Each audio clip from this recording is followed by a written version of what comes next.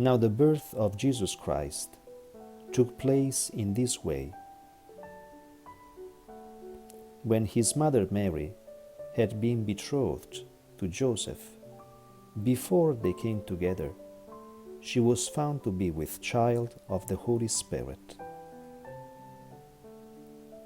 Her husband Joseph, being a just man and unwilling to put her to shame, resolved to send her away quietly.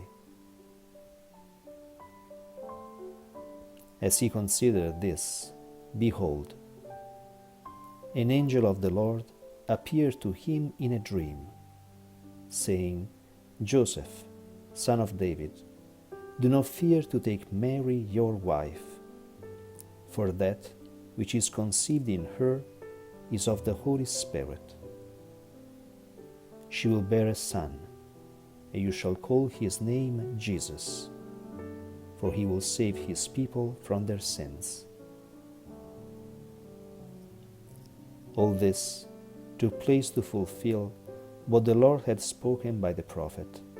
Behold, a virgin shall conceive and bear a son, and his name shall be called Emmanuel, which means God with us. When Joseph woke from sleep, he did as the angel of the Lord commanded him. He took his wife, but knew her not until she had borne a son, and he called his name Jesus.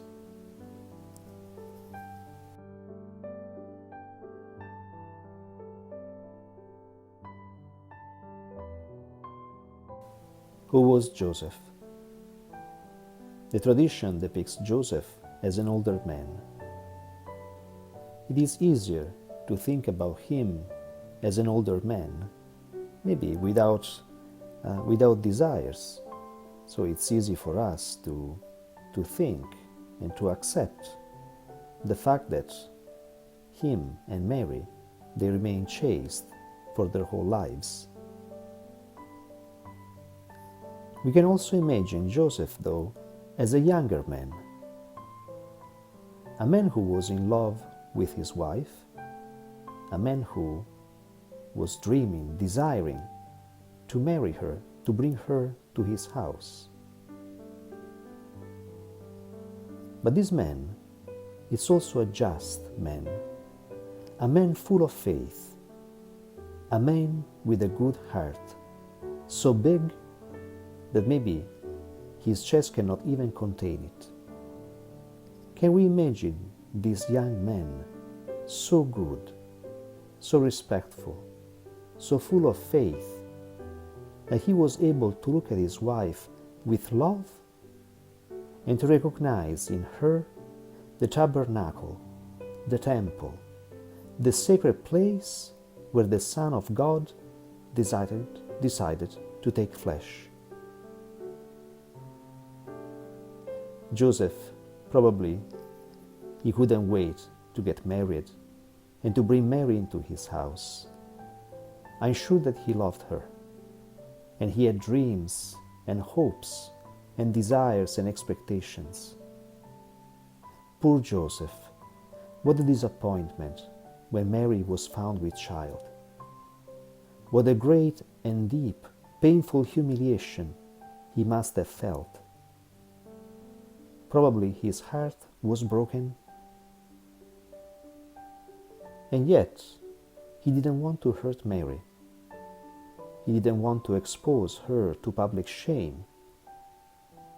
Maybe people would even make her pay for her mistake.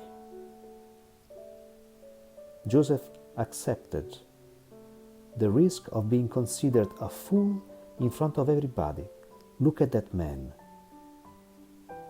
His wife, before going to live with him, she had a child with someone else. Joseph knew that this could be his stain for his own life. And yet, out of love for Mary, he let it go. The great love, I believe, opened his heart so that he was able to hear the voice of the angel and to listen to his invitation to have no fear and to welcome his wife in his house.